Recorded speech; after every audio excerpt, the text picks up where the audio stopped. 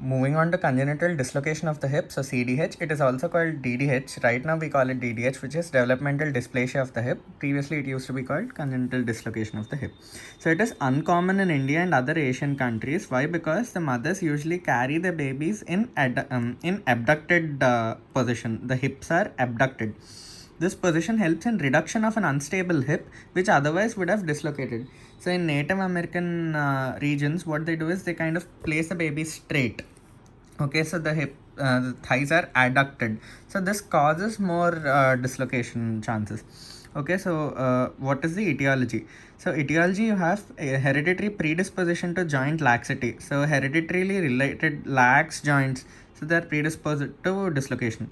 Then hormone induced laxity. So it is more common in females. This is because maternal relaxin crosses the placental barrier to enter the fetus. So it is a ligament relaxing hormone in the mother during pregnancy. So relaxin, it crosses the placenta, enters into the fetus. If the fetus is also female, relaxin acts on the fetal joints as well. So this produces joint laxity and thus dislocation. And also in breech malposition. So it is possible that in breech presentation, the fetal legs are pressed inside the uterus in such a way that if the hip ligaments are lax, dislocation may occur. So pathology. So you can have two types of dysplastic hips. So those dislocated at birth, so classical CDH, and those dislocatable after birth. Okay. So the dislocated at birth variety, it is due to a hereditary faulty development of the acetabulum. It is difficult to treat. The second, that is dislocatable after birth, they are due to underlying joint laxity with precipitating factor. So the following things are seen in a dislocated joint. So the femoral head, it is dislocated upwards and laterally. Okay. The epiphysis is small and it ossifies late. So the femoral neck is anteverted excessively. So the acetabulum is shallow. Okay, with a deep sloping roof. Okay, shallow acetabulum. There can be a abundant fibrofatty tissue present here in the acetabulum. Then the ligamentum teres, which holds the femoral head, so that can be lax, okay, causing dislocation. Lax or hypertrophied. Then fibrocartilaginous labrum, which is there, the acetabular limbus, the lateral margin of the acetabulum, it may be folded into the cavity of the acetabulum. So, okay, you can remember it with this. So the associated pathologies. So you can have an inverted limbus. So the acetabulum, it kind of the lateral margin of the labrum comes like this, prevents proper placement of the femoral head. Lax ligamentum teres. Okay, interposed iliopsoas tendon. Okay, between the head and the acetabulum. Pulvinar fat pad, so excess pad of fat. So capsular constriction. So there can be an hourglass capsule. Okay, and transverse acetabular ligament hypertrophy. Okay. These prevent the head of the femur from sliding into the acetabular cavity. So these are the changes which are seen in a dislocated joint. So diagnosis is easy in an older child, but it may be very difficult in younger children. So CDH is more common in firstborn babies, more common in females. Again, why? Because of hormone-induced joint laxity. Bilateral in 20% of cases. See, at birth, there is routine screening of all newborns and it is necessary. In early childhood, the child is brought because the parents have noticed an asymmetry of the creases of the groin, limitation of movements of the hip, or a click every time the hip is moved. In an older child, they can see the gait and the parents can bring the child. Okay, so what are the clinical features? So here, see, in the pathanatomy, you can have a shallow or a flat or a convex acetabulum which prevents the femoral head from coming in and all these things. So clinical diagnosis, see, first the affected limb is shorter because the femur is more proximally placed, the affected limb is shorter. Then you can have asymmetrical thigh and gluteal folds. Then you see something called a vascular sign of Naret. So basically whenever you palpate an artery, you palpate it against a bony structure. But here the neck of the femur, it is moved upwards, right? So when you try to palpate the femoral artery, you cannot palpate it. So you cannot, there is inability to feel the femoral pulsations. So that is vascular sign of Naret. So it is seen in surgical excision of the head of the femur, dislocation of the hip, developmental dysplasia, congenital dislocation of the hip, and destructive pathology of the head of the femur. Okay, so moving on to the examination. First, you do in a less than 3 months old child, you do Barlow's and Ortolani's test. I like to remember it as in Barlow's, it starts with B. There are 1 and 2 circles in B. So it is a 2-step procedure. Barlow is a 2-step procedure. remember it as bad. So first step in Barlow is to adduct the thighs, okay? And Ortolani, single zero, so single circle, so one step procedure. So you only do this abduction part, okay? So first in Barlow, what you do is, in the first part, the surgeon faces the child's perineum. He grasps the upper part of each thigh. The thumbs are in front, and the fingers are behind on the greater trochanter, okay? Then what happens is the child's knees are flexed. The hips are flexed to a right angle, okay? Then what happens is the hip is now gently adducted. The first step is adduction in Barlow's. So as this is being done, there is gentle pressure exerted by the examining hand in a proximal direction. The thumb tries to push out the hip. Okay, you're trying to cause the dislocation in the first step by doing adduction. Okay, so you can hear a clunk sound. Okay, you can appreciate the dislocation with the fingers or a distinct clunk sound. Okay, if nothing happens, you can appreciate it better in the second part, which is abduction. Okay, you're abducting the thighs in the same position and you're trying to reduce the dislocation, then you can hear the clunk sound. Okay, in Ortolani's test, it is similar to the second part of Barlow's test. So in Barlow, you hear a clunk, but in Ortolani, you hear a click of entrance, which will be felt as the femoral head slips into the acetabulum from the dislocated position to the normal position when you are abducting. Okay. So in an older child, you can find limitation of abduction of the hip, asymmetrical thigh folds, etc. So you can see a higher buttock fold, asymmetrical thigh folds, limitation of abduction of the hip, okay? And then Galeazzi sign. So in unilateral CDH, you can find something called Galeazzi or Alice sign. So when you flex the hips and the knees, there is a difference between the level of the knees on each side, okay? And for bilateral CDH, you do something called the Klissick test. All right, and Trendelenburg's test is positive. So the child, so it is performed in an older child. So the opposite anterior superior iliac spine, it dips down when the child is asked to stand on the affected side. The limb is short, slightly externally rotated. There is lumbar lordosis and telescopy is positive. That is, it will be possible to produce an up and down piston-like movement at the hip. It can be appreciated by feeling the movement of the greater trochanter under the fingers. And unilateral cases, you can see Trendelenburg's gait because the greater trochanter is more proximally located. So the attitude of the limb is flexion, adduction, and internal rotation. And then in bilateral cases, you can see a waddling gait.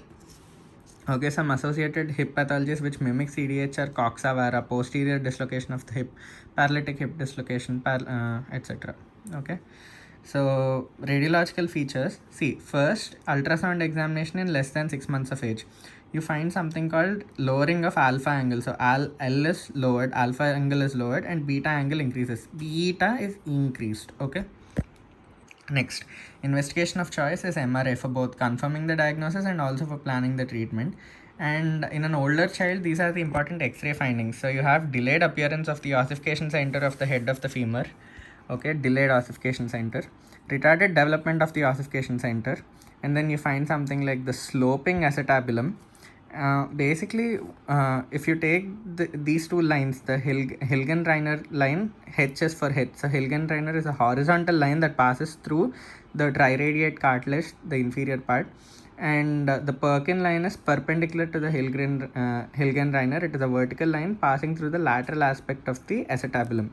So basically what this does is it divides the joint cavity into 4 quadrants. So normally the femoral head is supposed to be present in the inner lower quadrant, but if it is present in the outer upper quadrant, it is CDH. Okay, so that is one way. And second thing is, you can see the angle the acetabulum makes with the Hilgenreiner line. So the acetabular index, it is very less because the acetabulum has to be horizontally placed so that it covers the upper part of the head also, head of the femur. So the angle is less in normal cases, but if the index is increased, it can confirm CDH. Okay, and also there is a break in the Shenton's line. So treatment, principles of treatment. The aim is to achieve reduction of the head into the acetabulum and maintain it until the hip becomes clinically stable and a round acetabulum covers the head. So in most cases, it is possible to reduce the hip by close means. In some, an open reduction is required. Once the head is inside the acetabulum, so it develops into a round acetabulum. If the reduction has been delayed for more than 2 years, the remodeling may not occur. So in such cases, you do surgical reconstruction of the acetabulum. So first, you can do closed manipulation. Under general anesthesia, you can apply pressure. In unilateral cases, you can attempt reduction till 10 years of age and till 8 years of age in bilateral cases. Okay, you can keep reducing. Then traction followed by closed manipulation. So in cases where the manipulation requires a great deal of pressure, or if it fails, the hip is kept in traction and then it is progressively abducted. Okay, as this is done, it may be possible to reduce the femoral head easily under general anesthesia. So if you require a great deal of pressure to manipulate it, then apply some traction on the hip and then try to manipulate. Then open reduction. This is indicated if closed reduction fails. So reasons include presence of pulvinar pad of fat, or when there is when there is an inverted limbus, okay, coming in between the femoral head and the acetabulum. In such situations, you expose the hip, remove, that is, excise or release the obstructing soft tissues, and then reposition the femoral head in the acetabulum. Then you maintain the reduction. So apply a plaster cast. So you can use a frog leg or a Lorenz cast or a bachelor cast. Okay, so such that the abduction of the thigh is maintained. And you can also use splints such as Von Rosen splint.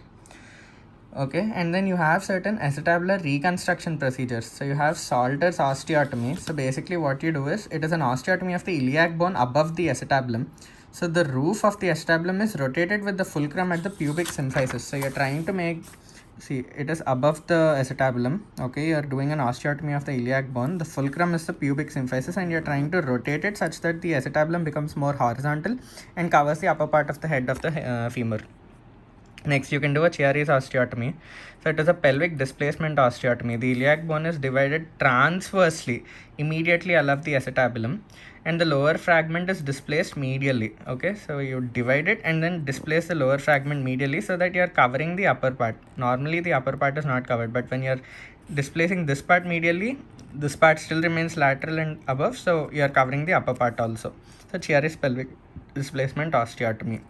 Next, you can do something called the Pemberton's pericapsular osteotomy. It is a curved osteotomy.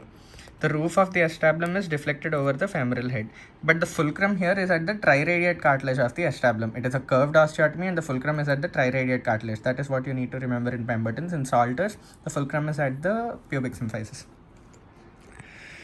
So, treatment plan. So birth to 6 months, the femoral head is reduced into the acetabulum by closed manipulation and maintained with a plaster cast. 6 months to 6 years. So then it is possible up to 2 years to reduce the head into the acetabulum. After 2 years, it is difficult and also unwise to attempt close reduction. This is because when the head has been out for some time, the soft tissues around the hip, they become tight. So such a hip, if reduced forcibly into the acetabulum, develops avascular necrosis of the femoral head.